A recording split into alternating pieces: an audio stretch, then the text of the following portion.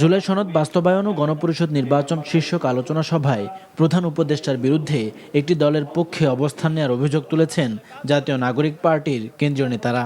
যারা লন্ডনে সিজদা দিয়েছে তাদের সিজদার ক্যাবলা পরিবর্তন করে জনগণের মুখী তাদেরকে সিজদার ক্যাবলা করতে হবে। আপনার উচিত ছিল জুলাই ঘোষণাপত্র কোনো রাজনৈতিক নেতৃবৃন্দকে শহীদদের সাথে রেখে আপনাকে জনগণ শহীদ ফ্যামিলি নিয়ে একসাথে দাঁড়িয়ে এই জুলাই ঘোষণাপত্র দেওয়া আপনার উচিত ছিল।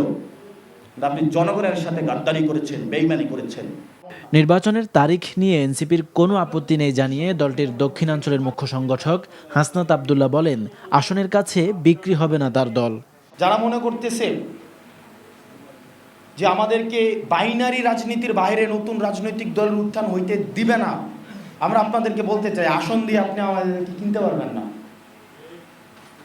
আসন দিয়ে কিনা সম্ভব না।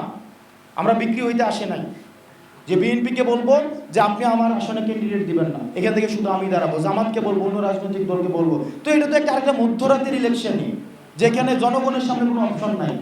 আমরা তো এই নির্বাচন চাই না। নতুন ব্যবস্থার দিকে না এগোলে আবারও রাজপথে নামার হুঁশিয়ারি দেন আক্তার হোসেন।